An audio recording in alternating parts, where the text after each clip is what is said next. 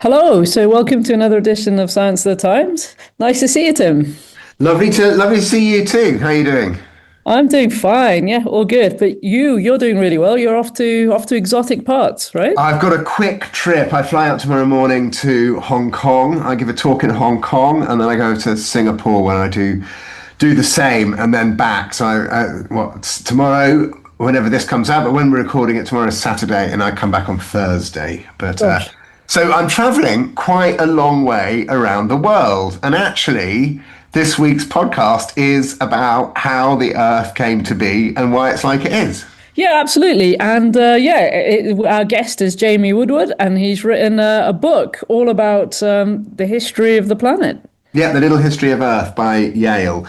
I've not met him before. I read his book. Actually, I was asked whether I'd like to read it and provide an endorsement, which I did, and I really enjoyed it actually because it's interesting. Sometimes you get asked to provide an endorsement and you read the book and you think, I honestly can't think what I would say, but this one was easy. It was very easy to rave about. It's a great book, and I hope our listeners think about buying it. Cool. So, shall we get him on? Let's get him on. Well, thank you very much for joining us, Jamie. I wonder if you'd like to introduce yourself and say a little bit about who you are. Sure, great pleasure to be here. Well, I'm Jamie Woodward. I'm a professor of physical geography at the University of Manchester, where I do research and teach on landscape change and environmental change. Fantastic, and congratulations on your new book, which is just out, A Little History of the Earth, and that's published by Yale University Press. A really good read, well worth it, and a fantastic stocking filler for any ages. Thank you so much for saying that. Before we dive into the book, do you want to say a little bit about a bit more about your research and what you sort of do in your day job? So I think you're kind of interested in quaternary environmental change and human activity in ice age environments, if I've understood it correctly. Yeah, I'm interested in a range of things actually, but so the Quaternary is the most recent geological period, covers the last 2.5 million years. So that's where most of my research sits. So I work over sort of quaternary timescales, but I also work over sort of modern and historical timescales. I'm interested in contemporary processes as well. So much of my focus is actually on rivers. So I'm interested in how rivers behave in the present day and how humans interact with them. And I'm interested in how rivers behave in the past, right back to the Ice Age and beyond. And quite a lot of your field work is in the Mediterranean area, if my digging around on the internet is correct. Indeed, I did my PhD in Greece actually, working with archaeologists actually, looking at some Ice Age rivers and Paleolithic settlements. So there's a thread that runs through my research that goes right through to the sort of microplastic stuff I've done recently. It's basically how humans interact with rivers. Fantastic stuff. But your book is much deeper time than that. Indeed, yeah. So this is probably my most ambitious writing project to date. So I sit very much in the Quaternary period, but I'm also interested in earlier geological periods, and I actually teach a first year course, a large course of physical geography, where we focus on the last 66 million years and the sort of the major climate changes for when the Earth was very hot into the present sort of cooler period. So I do delve into the deep past, but yes, it was a big challenge for me to take on the whole span of Earth history. So, what inspired you to write that and tackle such a big topic? Good question. And I asked myself that question lots of times when I started doing it, because there's lots of. I like the format of the Little Histories. Maybe I'll come at it that way, because the format of Little Histories is that they're 40 chapters, approximately 2,000 words per chapter. So there's sort of set of essays, really. And a good friend of mine, Nigel Warburton, wrote a Little History of Philosophy, which was very successful. And so he tackled the whole of Western philosophy in sort of 40 bite-sized chapters. So I thought it would be a challenge to take on the history of the Earth in that format. And the original Little History book was written by a man called Ernst Gombrich, who wrote A Little History of the World, a history of people, a political history. Right. He wrote his book in 6 weeks. Wow. So there were a whole set of challenges associated with this, but I liked the format, and I wanted to see if that would work to take on the whole history of the planet. And how many did it take you? A bit more than 6 weeks, or? Yeah. No. Yeah, much longer. Yes. Yeah. No, well, congratulations. It's a really good read and it is really accessible. Thank And you. I actually agree with you. I like that format because 2,000 words you can dip in and you can read a chapter, even if you've only got sort of 15 minutes or so, spare time. So no, it works really well. So I guess the Earth formed what, about 4.5 billion years ago? That's when the solar system formed. Is that right? Yes. And how did it come about? How did it all start? Well, and you've written about this, Tim. You know all about this. So, and I had to sort of really delve into a lot of stuff that I knew about, but I hadn't taught and I hadn't researched and written about. So I started reading about accretion and the formation of the solar system. So about 4.5 billion years ago, we had the formation of the sun and the solar nebula, this huge disk of dust and rocky material.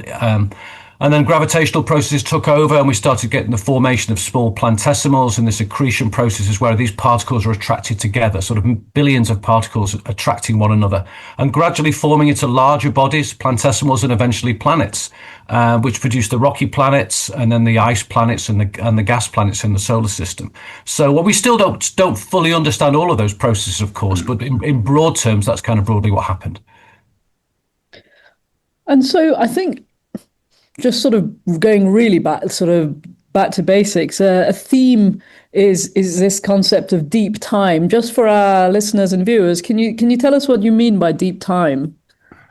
Yeah, well, deep time in terms, millions and billions of years, right, to sort of the early history of the planet. But the idea of deep time was kind of formulated by James Hutton, one of my heroes, who was a sort of Scottish geologist, natural philosopher, who worked and wrote mainly the second half of the 18th century.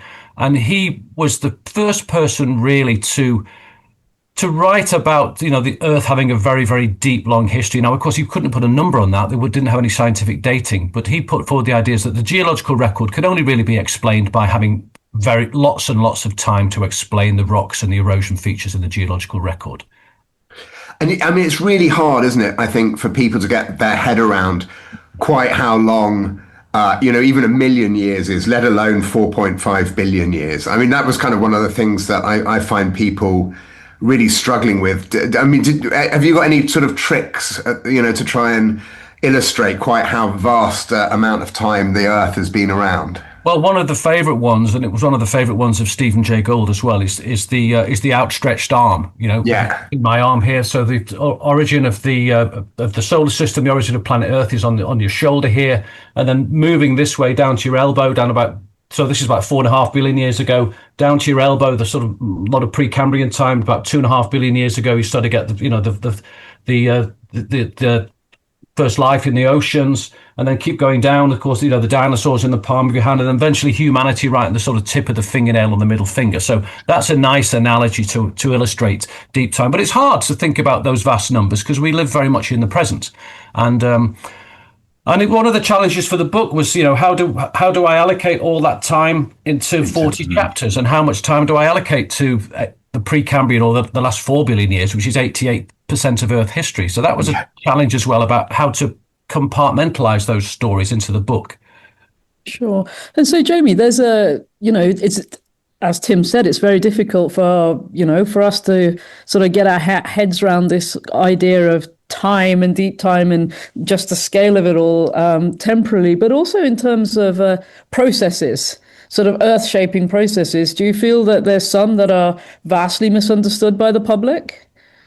What you mean, like plate tectonics? Yeah, climate shift, this sort of thing. Just these big, sort of macroscopic processes that have shaped the planet. Yeah, so sort of planetary scale processes, and what's interesting when you sort of read about Earth history and read about the processes is very often, if you do geography A level, for example, or Earth science, it very much focuses often on the surface of the Earth, and plate tectonics is very much framed in terms of hazards of where the earthquakes are, where the volcanoes are, where the tectonic plates meet. And often much less on the actual processes that are driving plate tectonics, and that's fascinating. And also, when did plate tectonics begin? Because Earth is the only planet in our solar system that has a fully active planetary scale plate tectonics. It's one of the things that makes the Earth system unique. And then, of course, plate tectonics over much longer timescales influences the climate, the composition of the atmosphere, and life itself. So plate tectonics is a critical feature of the Earth system, and maybe that's not quite so widely appreciated as it could be. And they got going quite a long time ago, as far as we can tell. I mean, I've seen those. And you talk about this in the book, obviously, but I've seen those videos online where you sort of see the continents, the ancient continents coming together and going apart, Pangaea, and as I like to jokingly call it, began to trouble British Gondwana land, and them floating around everywhere. When did they really get? What's the best guess? Can you remember? I mean, I know. Well, I think that there are. There's the sort of early plate tectonics that there's signs in the rocks, or some of the ancient rocks, that there's sort of there's sort of pillar lavas, there may be subduction zones, right back sort of 4 billion years ago. So some early plate tectonics, and it's interesting that how did plate tectonics begin? Did it begin on a local scale? Was it a stop-start process? It may have started and then stalled. But certainly by about 3.5 billion years ago, plate tectonic processes was a planetary scale processes was well developed. And you mentioned Pangaea there. What's also interesting about Earth history is that that's probably the supercontinent people are most familiar with, the one that was defined by Wegener. But Earth has gone through several sort of supercontinent cycles of the formation and the breakup of supercontinents, and that's another interesting feature of Earth history that isn't widely appreciated. Because the continents are spread out quite a lot at the moment, aren't they? Compared to certainly sometimes in the Earth's history. Indeed. The ones we've got, yeah. So there are during Pangaea, for example, say during the Triassic and the Jurassic, when the dinosaurs were around, and many of those dinosaurs were striding around on a supercontinent. So you could walk across most of the existing continents because they were joined together, and it's predicted in 250 million years in the future the continents may well be joined together again. So that cycle will continue. And so, Jamie, in doing all of the research for your book, were there some ideas that maybe you had, and sort of any recent developments or recent research that has sort of thrown those into question, or has there been anything like that at all? Has changed the way you've thought about things? What changed my way of thinking about things? I hadn't thought about this actually. Sorry, I always ask the question that. Sorry, I'm just trying to think of something that really did make me stop and think and make me change the way I thought about something. But one of the ideas that I do talk about in the book is about how mountain building can change the climate. Yeah, and this is an idea I teach at first year actually. A lot of students find quite challenging, and also it's related obviously to plate tectonics changing the climate. It's called the uplift weathering hypothesis. It was put forward by Maureen Ramo, an earth scientist who's based at Columbia in New York. The idea that the formation of the Himalayas, for example, was largely responsible for the global climate cooling we see over the last 50 million years or so. And Maureen Ramo is one of the sort of great women in earth sciences, and a great sort of hero actually and I use her as an example in my first year classes, because she got a lot of stick when she put forward that model with Bill Rudiman in the 1980s, and it is broadly accepted now that so when mountains go up you get a lot more weathering, you get a lot more erosion, and those minerals and those weathering processes involve interactions with carbon dioxide. So carbon dioxide is basically slowly taken out of the atmosphere, it combines with new minerals and they get washed down to the ocean, and then fossils, not fossils, sort of forams, little tiny shells and corals, etc., use that carbon to make their shells, and then they get buried on the ocean floor. So when that process happens, it's accelerated because of the formation of big mountain belts. Carbon dioxide is progressively sucked out of the atmosphere, so the climate will cool because the greenhouse effect is weakened. So that's a really big idea, actually. That's a relatively recent idea in the earth sciences, but it's also been really valuable because it's helped to explain climate cooling in the past as well, in deeper time. So one of the most remarkable things that happened in Earth's history is obviously the emergence of life and how life got started, and that's a very complicated process. So we don't know a lot about it. How did you go about addressing that in the book? Because that's something that I really struggled with when I was kind of thinking, how on earth do you deal with something like that? Well, this is your expertise, Tim, and I mean, you struggle with this. It's I am. It's interesting. When I wrote the book, I thought, well, the first half of the book, writing about sort of the deep time, would be really hard, and then when I get to the second half of the book and the more recent geological periods, I kind of that will be much faster. Then I'll be able to get on with it. And then I found that well, I knew too much then, so that it got even slower. So what do I leave out? So I couldn't win. But in terms of the evolution of life, we still don't understand those big questions and some of the processes. And I talk about the sort of the two main environments, and correct me if I'm wrong here. The idea that some of the processes happen on spreading ridges where you've got lots of sort of minerals and fluids coming out of the mantle into the oceans. That sort of mix of chemistry and energy could have driven the early forms of life. Alternatively, they could have been on sort of salty lagoons in the bright tropical sunshine. That might have been the cradle of life. We still don't fully understand that, but they're two of the candidates that I write about, and I kind of leave it as an open question, I think. Yes. I think I did pretty much the same. That's a relief. Yeah. Sorry, Syma, you're going to say something. No, sorry, no, it was just, but I was just wondering, sort of, given that you do now have this kind of broad picture that you paint so nicely in your book, if you could choose a period to go back to and witness, what do you think, witness events unfolding ahead of you? What do you think you would choose and why? Wow, what a question. I mean, I think there'd probably give you a very long list of things I'd like to go back and see. But the Cryogenian, for example, snowball Earth is a fascinating period, because one of the things that's I think become apparent in the Earth sciences, maybe this is an answer to the question you asked me earlier, Syma, about. Is that, the Precambrian, the first 4 billion years of Earth history were often seen as a sort of geological dead end. There weren't any fossils, there wasn't, just a few blobs and evidence of primitive life, and it was a kind of not worth studying. And all the excitement was in the Jurassic and the Cretaceous and the Cambrian, where we had complex life. But the Cryogenian is a really interesting one. This is the period where we think there were snowball Earth events, where the planet was frozen. And there are big debates to the extent to which the Earth looked like a snowball and the extent to which but we certainly had big ice sheets in the tropics, large glaciers in the tropics, so very different from the scenarios that we have today. But also shortly after this was the time when complex life evolved. So there must have been life surviving beneath these ice sheets and beneath this sea ice. And then towards the end of the Cryogenian, we get very rapid global warming, driven by volcanic activity. And so we have these glacial deposits that are overlain by tropical limestones. So the climate flipped profoundly from a sort of deep Arctic conditions to tropical conditions. So that was a really interesting period where, the habitability of the planet was under threat. And yet it flipped from super cold to super warm. And the irony there is that in the following period, the Ediacaran, we get complex life forms. And it may well be that the glaciation was putting lots of erosion and lots of nutrients into the oceans, and that might have, turbocharged evolution at that time. It's a really interesting period.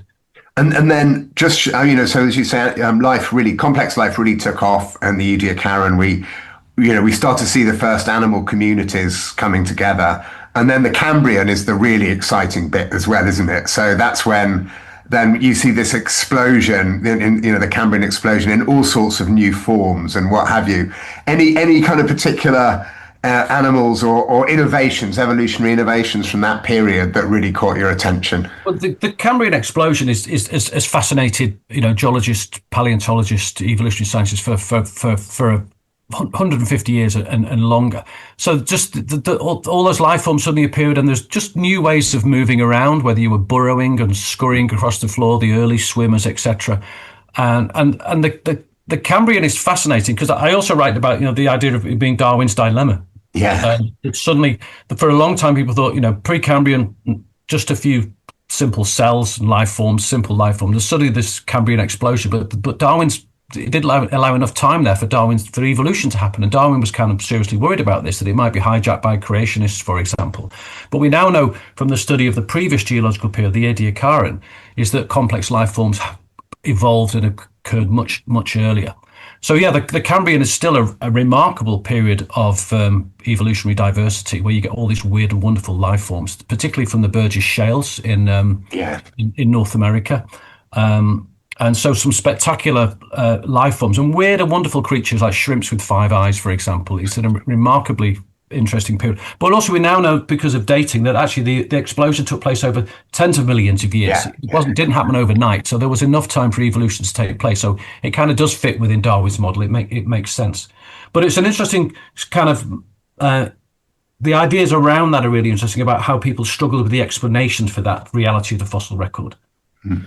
Sure. I mean, just as a sort of a scientist at the more molecular scale of things, I guess, a lot of those sort of extremophiles that you talk about that existed in these extreme sort of frozen environments and stuff, if we could bring them back, there's probably a hell of a lot we could learn from surviving in these extreme weather conditions. It might even be useful now, right? Yeah, indeed. And actually, thinking about snowball Earth events and what's going to survive between the ice sheets. I mean, some of the recent work in Antarctica, looking at the life forms on the bed of the Southern Ocean and on the seas around Antarctica beneath the ice shelves, showed incredible diversity of life forms at the present day. So it's not unusual, therefore, to expect maybe similar diversity in earlier geological periods under those harsh environments. So another answer to, maybe this isn't the answer to your question, Sam, but I'm thinking, you said, do you want to go back to another geological period? One of the things in the book is I write about a lot of the characters and the scientists and the people who kind of made a lot of the key advances. I would like to have a stroll along the beach with Mary Anning. That would have been fun. Back to the 1820s to maybe after a big storm in Dorset, and see some of the fossils emerging out of the Jurassic cliffs there. That would have been an interesting insight. So I mean, one of the themes that kind of runs through your book is as we talked about snowball or Earth, but the fact that the climate has swung backwards and forwards, sometimes, as you say, reasonably quickly. And what do you think the sort of deep time climate variability teaches us about life's resilience, but also, I guess, its fragility, on Earth, and any lessons for us going forward?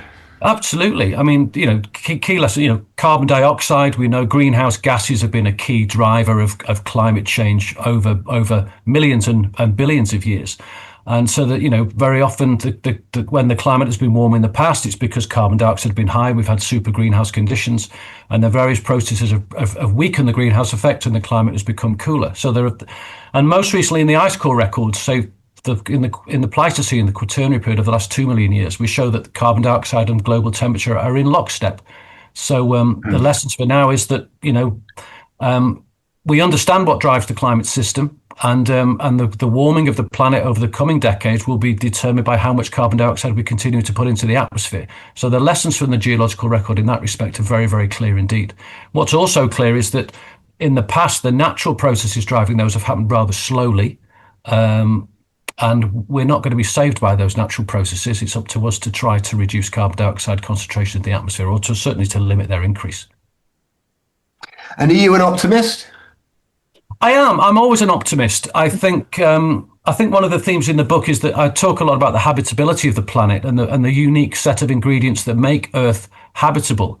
And then but that habitability isn't guaranteed. It isn't something we should take for granted. I mean, look at Venus and look at Mars. They're in the habitable zone of our solar system, but things went badly wrong there in the past under natural processes, and we're currently driving the Earth to strong greenhouse warming more rapidly than we've seen in the recent geological past. So I am optimistic. I mean, I do a lot of work on water pollution and microplastics in the last few years, and I've seen real change and investment where activists and campaigners are making the most noise. So if you're concerned about the environment, get involved, ask questions, be active, and that can be a seed for change. So I am an optimist.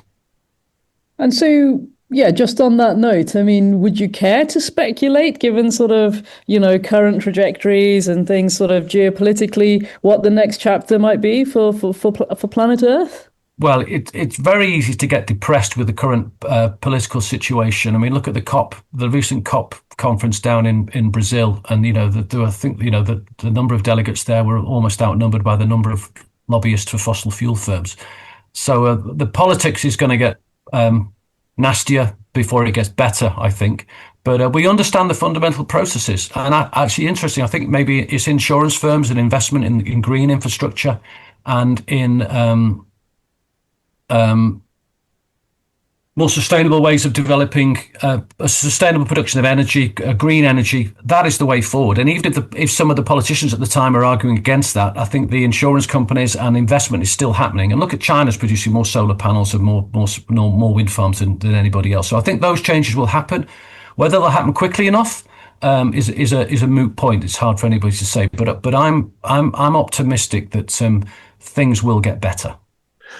Good. So one of the themes that runs through your book, and something that I think is fascinating as well, is the sort of the way that the way that Earth has shaped life, but also the other way around, the way that life has kind of shaped Earth in terms of whether it's the cyanobacteria helping oxygenate the atmosphere or what have you. And how do you kind of go about dealing with that interplay in the book? What's the sort of the sort of key feedbacks that really impressed you? Yeah, well, I talk very early on in the first chapter about sort of we were thinking very much on this journey of the Earth, is thinking about the Earth as a system, and thinking about this, the great spheres of the Earth, and one of those, of course, is the biosphere, which starts to kick in, in terms of, you mentioned there about the production of the production of oxygen and increasing the oxygen content of the atmosphere. So that was a critical milestone, what's known as the Great Oxygenation Event, with when the oxygen concentration of the atmosphere increased, and which then eventually allowed complex life forms to develop. So that feedback is really very, very important. And then more recently, right back to into the ice ages, for example, the swings between the carbon dioxide production and global warming, global cooling. And one of the things that even very, very recently, it was Keeling, who produced the Keeling curve, for example, was the first person to recognize that carbon dioxide increased, and decreased on a seasonal basis in relation to